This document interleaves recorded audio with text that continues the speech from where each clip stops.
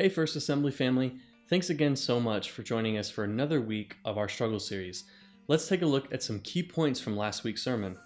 We know that there are three types of people in the world when it comes to struggles: those who just came out of a struggle, those who are going through a struggle, and those who are headed for a struggle.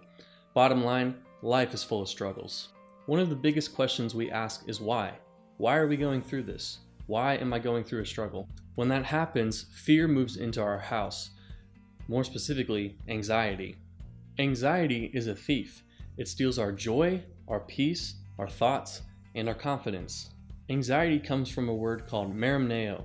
It means to divide, to separate, and to tear apart the mind. Anxiety is when your mind is divided between positive thoughts and destructive thoughts. Fear and anxiety are real. Not only are they unhealthy, but they're unproductive as well. But here's the path out of anxiety and fear. Every believer has peace with God, but not every believer has peace of God. It's with confidence that Paul says that the peace of God is what guards our hearts and minds. The path out of anxiety does not start with anxiety, but it starts with the greatness and goodness of our God.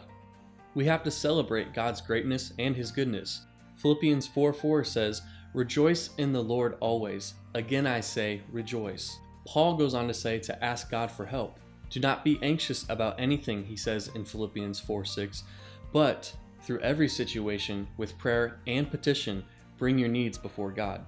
The presence of anxiety may be unavoidable, but the prison of anxiety is optional.